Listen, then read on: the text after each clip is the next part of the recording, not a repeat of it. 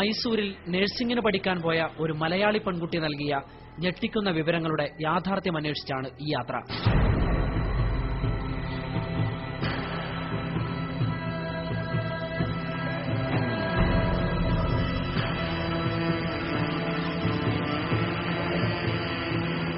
ഒരു പ്രണയത്തിനും അതിനെ തുടർന്നുണ്ടായ ചതിക്കും ബ്ലാക്ക്മെയിലിനുമൊടുവിൽ പതിവായി ക്ലാസ് മുറിയിൽ നിന്നും ഹോട്ടൽ മുറികളിലേക്ക് പോകേണ്ടി വരുന്ന ഒരു വിദ്യാർത്ഥിനി.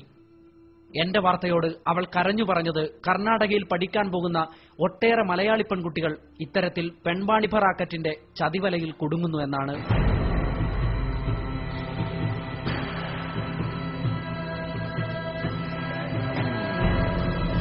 വഴി അന്വേഷണങ്ങളിൽ നിന്നുതന്നെ പട്ടണം കേന്ദ്രീകരിച്ച് നടക്കുന്ന വൻ പെൺവാണിഭത്തിന്റെ സൂചനകൾ ഞങ്ങൾക്ക് ലഭിച്ചു തുടങ്ങിയിരുന്നു. ഇനി മൈസൂരുവിലേക്ക് അല്പം അകലം മാത്രം. തലയെടുപ്പോടെ നിലകൊള്ളുന്ന മന്ദിരങ്ങളുടെ നടുവിലൂടെ മൈസൂരിലേക്ക്.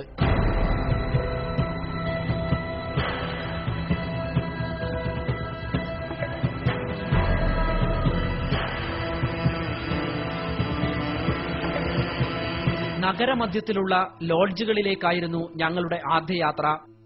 നാഷണൽ ഹൈവേയുടെ അരികത്ത് നിലകൊള്ളുന്ന ഒരു ലോഡ്ജാണിത്. നഴ്സിംഗ് വിദ്യാർത്ഥികളടക്കമുള്ള മലയാളി പെൺകുട്ടികളെ ഉപയോഗിച്ച് വൻ വാണിഭം നടക്കുന്ന കേന്ദ്രമാണ് ഈ ലോഡ്ജ് എന്നറിഞ്ഞ ഞങ്ങൾ ആവശ്യക്കാരെന്ന വ്യാജേന റിസപ്ഷനിലെത്തി. ആവശ്യം അറിയിച്ചതിനിടയിൽ മറ്റു വിവരങ്ങളും അവരിൽ നിന്ന് ഞങ്ങൾ ചോദിച്ചറിഞ്ഞു.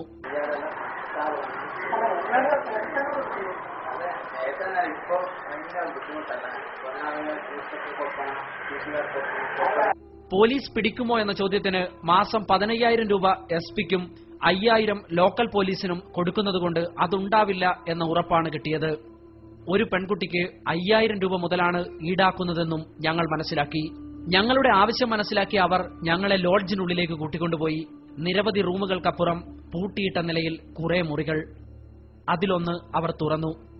അറബുമാടിനെ പോലെ ഒരു പെൺകുട്ടി.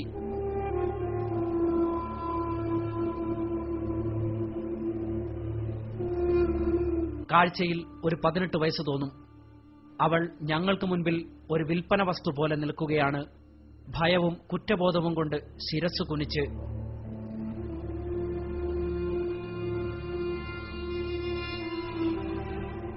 ഒരു മിനിറ്റിനുള്ളിൽ ഞങ്ങളോട് പുറത്തിറങ്ങാൻ പറഞ്ഞു.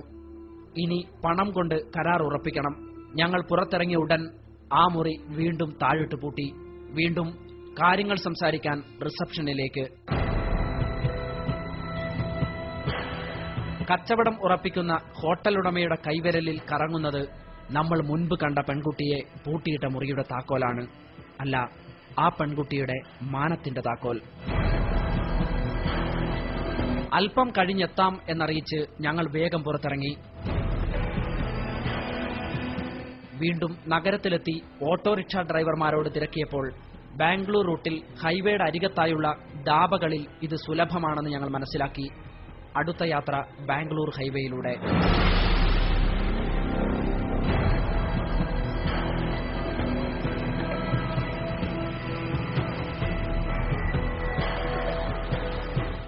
ഹൈവേയുടെ വശത്ത് കണ്ട ഒരു ഓപ്പൺ റെസ്റ്റോറന്റിൽ ഞങ്ങൾ കയറി. ധാബയുടെ മുൻപിൽ ഒരു കൂട്ടം ആളുകൾ ക്രിക്കറ്റ് കളിക്കുന്നു. ഭക്ഷണമുണ്ടോ എന്ന ചോദ്യത്തിന് ഇല്ല എന്ന മറുപടി. സ്ഥലം മാറിപ്പോയെന്ന് കരുതി തിരികെ വണ്ടിയിൽ കയറാനൊരുങ്ങിയ ഞങ്ങളോട് ധാബയിൽ നിന്നിറങ്ങി വന്ന ഒരാൾ എന്താ വേണ്ടതെന്ന് ചോദിച്ചു. ആവശ്യം പറഞ്ഞ ഞങ്ങളോട് ഉള്ളിൽ റെസ്റ്റോറന്റിൽ കയറിയിരിക്കാൻ അയാൾ പറഞ്ഞു. നിരവധി ക്യാബിനുകളുള്ള മനോഹരമായ ഒരു റെസ്റ്റോറന്റ്. പക്ഷേ പെൺകുട്ടികൾക്ക് വേണ്ടി 1-2 ആളുകൾ മാത്രം. അവരെ നിരീക്ഷിക്കാൻ ഗുണ്ടകളെ പോലെ കുറെ ചെറുപ്പക്കാർ. 3 മലയാളി പെൺകുട്ടികളെ വേണമെന്ന് ഞങ്ങൾ ആവശ്യപ്പെട്ടു. 10 മിനിറ്റ് കാത്തിരിക്കാൻ ഞങ്ങൾക്ക് നിർദ്ദേശം കിട്ടി. പുറത്ത് ഇപ്പോൾ കുട്ടികൾ എത്തുമെന്ന് മനസ്സിലാക്കിയ ഞങ്ങൾ വണ്ടിയിലുണ്ടായിരുന്ന ക്യാമറ ഓൺ ചെയ്തു. 10 മിനിറ്റിനുള്ളിൽ ധാബയിൽ നിന്നും പുറപ്പെട്ട 3 ബൈക്കുകളും തിരിച്ചെത്തി. 3ലും ഓരോ പെൺകുട്ടികൾ.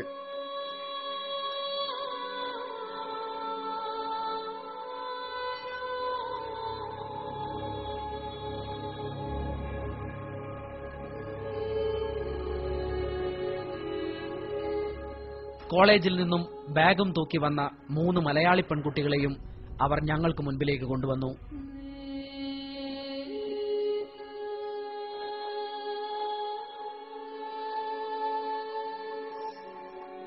സംഗതി പന്തിയല്ലെന്ന് ബോധ്യപ്പെട്ട ഞങ്ങൾ ഇവരെ വേണ്ട എന്നറിയിച്ച് അവിടെ നിന്നും ഇറങ്ങി.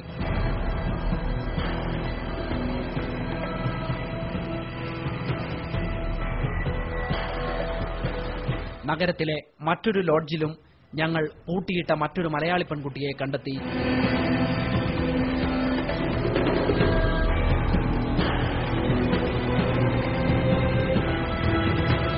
പൂജ എന്ന് പരിചയപ്പെടുത്തിയ ആ കുട്ടിയോട് ഞങ്ങൾ സംസാരിച്ചു. പാലക്കാട് സ്വദേശിനിയായ അവൾ കെണിയിലകപ്പെട്ടതാണെന്നും അവിടെ പൂട്ടിയിടപ്പെട്ടിട്ട് നാളുകളായെന്നും ഇനി രക്ഷപ്പെടാൻ കഴിയില്ലെന്നും നിറകണ്ണുകളോടെ ഞങ്ങളോട് പറഞ്ഞു. തിരികെ റിസപ്ഷനിലെത്തിയ ഞങ്ങൾ കണ്ടത് ഭക്ത്യാദരപൂർവ്വം സന്ധ്യാജപം നടത്തുന്ന ഹോട്ടൽ ഉടമയെയാണ്. പെൺകുട്ടികളുടെ മാനം വിറ്റ് പണമുണ്ടാക്കുന്നവർ ദൈവങ്ങളോട് പറയുന്നത് എന്തായിരിക്കും? പിന്നീട് അംഗീകൃത ഗൈഡ് എന്നവകാശപ്പെട്ട ഒരാൾ മലയാളികളായ കോളേജ് വിദ്യാർത്ഥിനികളെ സംഘടിപ്പിച്ചു തരാമെന്ന് പറഞ്ഞ് ഞങ്ങളുടെ വണ്ടിയിൽ കയറി. ഞങ്ങളുടെ നീക്കത്തിൽ സംശയം തോന്നിയ അയാൾ യാത്രക്കിടയിൽ തന്ത്രപരമായി ഞങ്ങളിൽ നിന്നും ഒഴിഞ്ഞുമാറി. അന്യസംസ്ഥാനത്ത് പോലീസിന്റെ ഒത്താശയിൽ നടക്കുന്ന ഒരു ക്രൂരകൃത്യത്തിനു മുൻപിൽ ഞങ്ങൾ നിസ്സഹായരായി. മൊബൈലിലെടുത്ത ഒരു ഫോട്ടോ ഉപയോഗിച്ചാണ് മിക്കവാറും കുട്ടികളും ഇക്കൂട്ടരുടെ വലയിൽപ്പെടുന്നത്. പകലന്തിയോളം പണിയെടുത്ത് കിട്ടുന്ന തുച്ഛമായ കൂലിയിൽ നിന്നും മിച്ചം വെച്ച് മക്കളുടെ ഉന്നത വിദ്യാഭ്യാസം സ്വപ്നം കാണുന്ന മാതാപിതാക്കൾ ജാഗ്രത പുലർത്തുക. മൈസൂരിലെയും ബംഗളൂരുവിലെയും അടച്ചിട്ട ഹോട്ടൽ മുറികൾക്കുള്ളിൽ നിങ്ങളുടെ മക്കളും ഉണ്ടാകുമോ?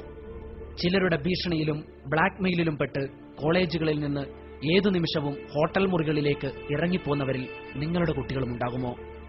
ഞങ്ങൾ കണ്ടെത്തിയവരിൽ ചതിവലയിൽ അകപ്പെട്ടവർ മാത്രമല്ല, അന്യസംസ്ഥാനത്ത് ജീവിതം ആർഭാടപൂർണമാക്കാൻ സന്തോഷത്തോടെ സെക്സ് റാക്കറ്റുകൾക്കൊപ്പം കോളേജുകളിൽ നിന്നും ഹോസ്റ്റലുകളിൽ നിന്നും ഇറങ്ങിപ്പോകുന്ന മലയാളി പെൺകുട്ടികളുമുണ്ടെന്ന തിരിച്ചറിവ് ഞങ്ങളെ അത്ഭുതപ്പെടുത്തി.